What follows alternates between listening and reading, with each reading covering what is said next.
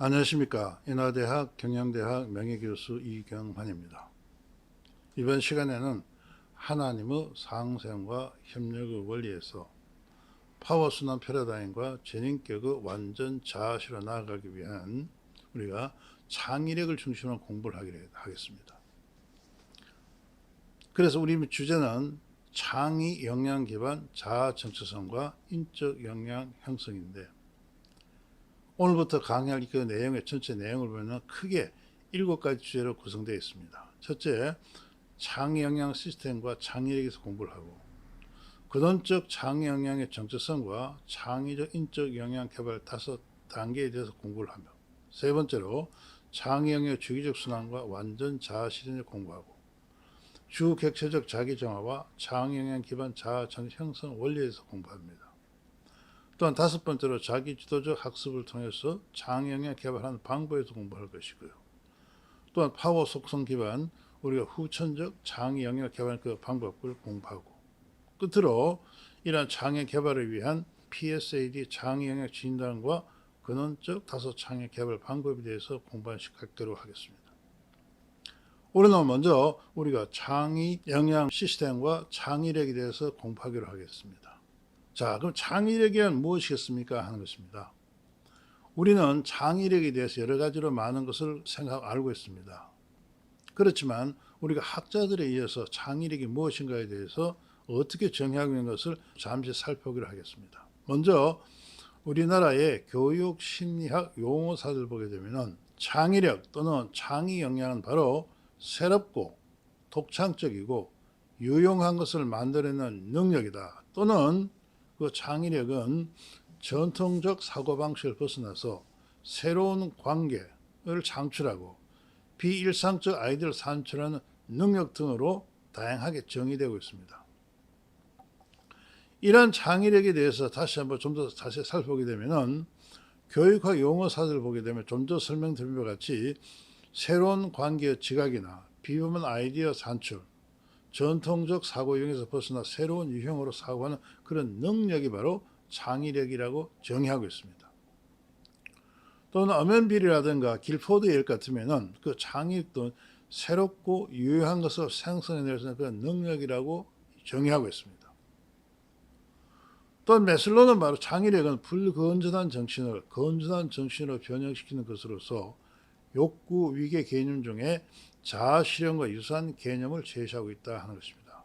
우리가 알고 있다시피 마슬로는 욕구 5단계설을 주장했고, 욕구의 최고 단계가 바로 완전 자아 실현 욕구라고 하고 있습니다.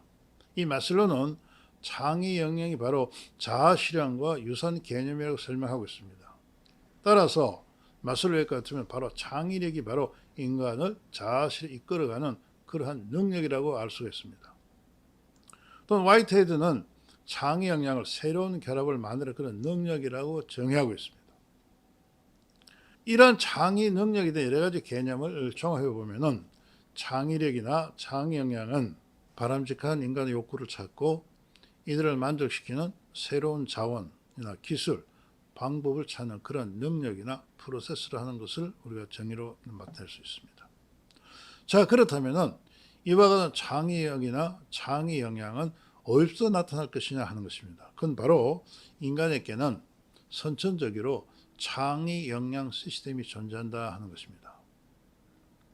이런 창의 역량 시스템이 무엇이냐 하기 좀 더 살펴보면 인간은 우리가 생물학 생물을 보게 되면 인간 안에는 다양한 기관들이 있습니다.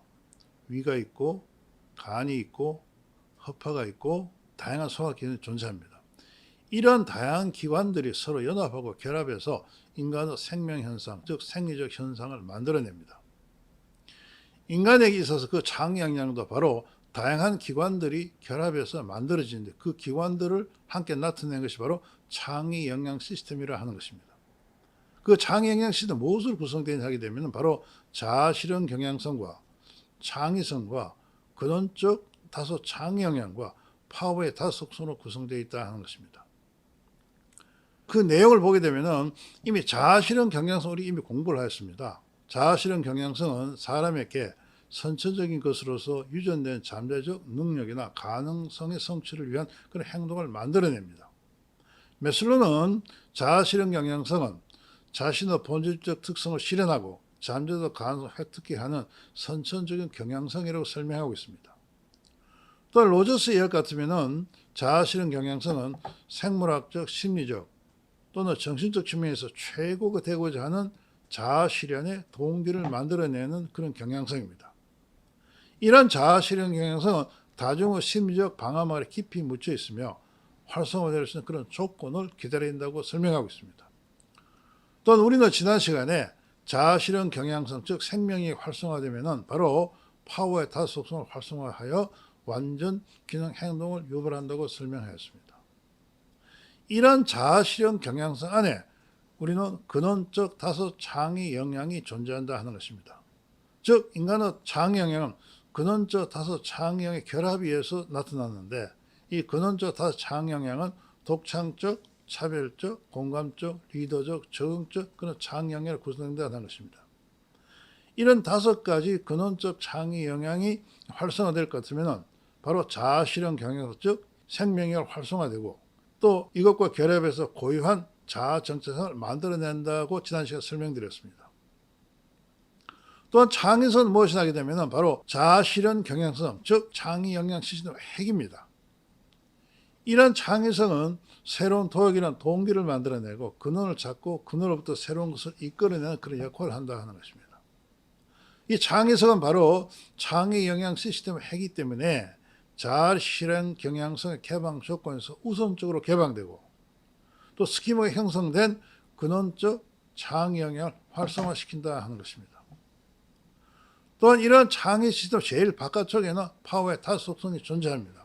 파워의 다섯 속성은 창조, 보존, 결합, 지배, 귀속성으로 구성되고 지난 시간에 설명드린 바와 같이 이들은 각각 고유한 인지 능력이 있으며 감각기관으로부터 입력된 정보에 대해서 그 특성에 따라 선택적 인지를 한다 하는 것입니다. 이러한 자아실현 경향성과 창의성과 근원적 다섯 창의 영향과 파워 속성의 관계를 그림으로 나타내 보면 그림 2-1의 창의 영향 시스템으로 나타내 볼 수 있다 하는 것입니다.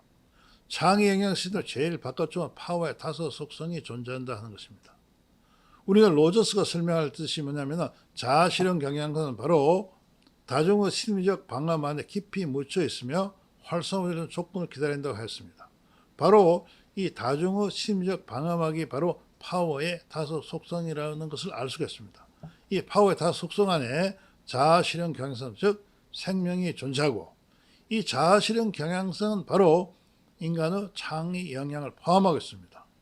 또 그 안에는 바로 뭐가 있냐? 바로 창의 영향 시스템 핵으로서 진정한 창의성을 가지고 있다 하는 것입니다. 그 창의성은 바로 좀 전에 설명드린 것 같이 바로 우리가 생명이 핵이 된다 하는 것입니다.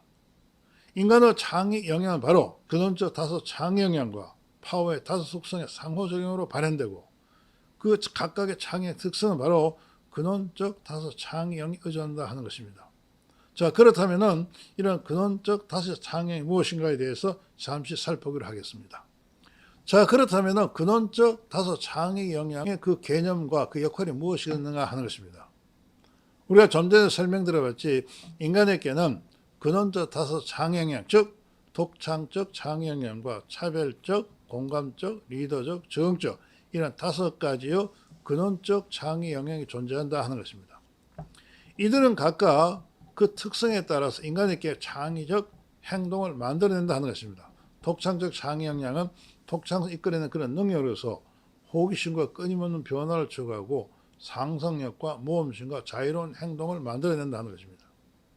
차별적 창의력은 정체성을 이끌어내는 능력인데 이 차별 창의 영향은 분별력과 고유한 행동, 자립적, 독립적, 철저한 행동과 포용적이고 차별적이면서 또한 도덕적 행동 등을 만들어낸다는 것입니다. 공감적 창의력은 공감적 마음을 이끌어내는 그런 능력입니다. 이 공감 창의력은 긍정적 자기 이미지를 관리하고 의사소통과 관계성을 관리하고 풍부한 유머 감각을 만들어내고 개방적 및 배려적 행동 등을 만들어낸다는 것입니다.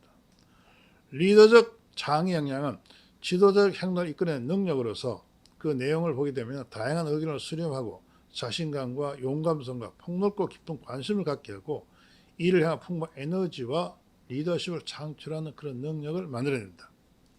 적응적 창의력은 글자 그대로 적응적 행동을 이끌어내는 능력이고 개인의 존재의 의미와 삶의 가치를 추구하게 하고 유연성과 모호함에 대한 인내심을 발휘하게 하고 환경 적응적 행동과 조직의 충성심을 만들어내는 것이 적응적 장애 영향이다 하는 것입니다. 이러한 5가지 근원적 장애 영향은 사람에 따라서 그 발현되는 정도가 다르다 하는 것입니다. 그림 2-1 보면은 우리나라 L사에 98명이 되는 근원적 장애 영향 활성화를 진단 결과를 볼 수가 있습니다. 보게 되면은 여기 보시게 되면은 파란색 부분 독창적 장애 영향이고 주황색은 차별적 장애 영향이고 회색은 공감적 장애 영향이고 노란색은 리더적 장애 영향이고 파란색은 적응적 장애 영향입니다. 보시게 되면은 이런 98명 중에 첫 번째 집단을 보게 되면은 이 5가지가 모두가 잘 활성화된 집단이고 두 번째 집단을 보게 되면은 공감적 장애력이 비교적 활성화되어 있고 네 번째 집단은 5가지 장애 거의 활성화되지 않는 그런 상태다 하는 것입니다. 우리 이 내용을 보게 되면은 5가지 근원적 장애 영향은 선천적인 것이지만 사람에 따라서 또 환경적 요인에 따라서 그들에게 나타나는 발현의 상태가 다르다 하는 것입니다. 어찌됐든 간에 이러한 근원적 5장애는 각각 고유한 창의적 특성과 자아 정체를 만들어내고 또한 인간의 창의적 행동의 원천을 제공한다 하는 것입니다. 이런 근원적 5장애 영향에 의한 인간의 창의적 행동의 특성에 대해서 잠시 살펴보기로 하겠습니다. 좀 전에 살펴본 같이 근원적 5장애 영향은 각각 고유한 창의적 행동 특성을 유발한다는 것입니다. 이들은 바로 인간에게는 연합의 형태로 생명력에 내재하고 있으며 이들은 필요에 따라서 독립적으로 또는 둘 이상이 결합해서 다양한 창의적 행동 특성을 만들어낸다는 것입니다. 우리는 근원적 장애 영향이 둘 이상의 결합해서 만들어낸 창의적 행동 특성을 기능적 장애 영향이라고 합니다. 예를 보겠습니다. 독창적 및 공감적 장애 영향이 성숙기에 있고 다른 세 영향이 잠재기에 있는 개인은 타인과 공감대 형성을 기반으로 한 그런 독창적 행동을 유발한다 하는 것입니다. 우리는 근원적 5장애 활성화될수록 이들은 상호작용하고 결합해서 다양한 창의적 행동 특성을 보인다 하는 것입니다. 그 내용을 보시게 되면은 표 2-1 보시게 되면은 근원적 5장애 결합하면 결합할수록 진취적인 생각과 행동을 만들어내고 긍정적인 생각과 행동을 하게 하고 생각과 행동이 개방적이 되고 독창적인 생각과 행동을 하게 하고 인간에게 인내와 끈기심을 만들어내고 자신감을 만들어내며 응용 능력을 가지게 하고 환경 변화에 적응할 뿐만 아니라 긍정적인 환경을 만들어내기도 한다 하는 것입니다. 또한 장애 영향은 문제 해결에 보다 관심을 갖게 하고 지각 능력과 지능이 개발된다 하는 것입니다. 우리가 장애 영향에 의해서 지각 지능이 개발되는 것은 왜 그러냐 그 원리는 우리 지난 시간에 공부를 하였습니다. 또한 이런 장애 영향은 위험에 도전적인 행동을 보이기도 한다 하는 것입니다. 따라서 우리가 근원적 5장애 영향이 개발되면 개발될수록 우리 행동은 바로 창의적이 되고 우리의 삶은 좀 더 융성해지는 그런 생활을 누릴 수 있다 하는 것입니다. 자, 그렇다면은 어떤 사람이 이와 같은 창의적 행동 특성을 가지고 그 창의적 능력을 누릴 수 있겠는가 하는 것입니다. 결론적으로 말씀드리면은 창의 영향은 모든 사람이 가지고 있다 하는 것입니다. 리차드 등의 일 같으면은 창의성은 즉 창의 영향은 특정한 조건에서 누구에게나 자연스럽게 발현될 수 있는 태생적인 능력과 성향이라고 설명했습니다. 결론적으로 말씀드리면 모든 사람은 선천적으로 창의 영향 시스템을 가지고 있다 하는 것입니다. 이런 창의 영향 시스템에 대해서 학자들이 한 의견을 잠시 살펴보기로 하겠습니다. 먼저 캠벨의 의견을 들어보게 되면 창의성은 천재만이 누리는 신비한 능력이 아니라 평범한 사람이라도 문제 상황에서 다양한 방법을 생각해내고 많은 시행착오 끝에 가장 적합한 해결책을 선택하고 활용을 하는 과정에서도 발현한다 하는 것입니다. 또한 스탠베르크에 의하면 창의성과 지능의 상관관계 0.2 정도다 하는 것입니다. 이 상관관계 0.2라는 말 거의 상관성이 없다고 얘기할 수도 있습니다. 평범한 지능의 사람이라도 환경적이고 개인적 요인에 따라서 창의성을 발현한다 하는 것입니다. 그러나 우리의 연구에 하면은 창의성이 개발된 사람들은 지능이 개발된다 합니다. 그렇지만 지능이 개발된 사람에서 반드시 창의성이 나타나는 것은 아니라 하는 것입니다. 그 이유에 대해서는 우리가 다음 시간에 여러분과 함께 공부하기로 하겠습니다. 또한 창의성과 나이는 무관하고 개인이 지구하는 환경적, 개인적 요인이 이들의 발현에 영향을 미친다고 하고 있습니다. 또 와이스벨크에 하면은 많은 지식은 창의성의 개방을 방해합니다. 지식이 창의성 발현에 도움을 주기 위해서는 개방적 사고와 다양한 경험을 통해 유연성을 보호하는 것이 요청된다 하는 것입니다.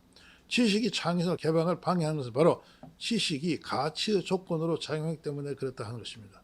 이 부분에 대해서 우리가 다음 시간에 다시 한번 설명할 기회를 갖기로 하겠습니다.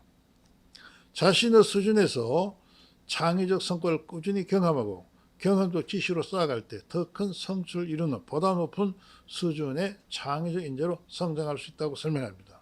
또한 스타이네일 같으면 우리가 일하고 있는 분야에서 환경적 반응하는 근원적 충동을 기반으로 오래도록 전문성을 추구할 경우 창의성을 획득할 수 있다 하는 것입니다.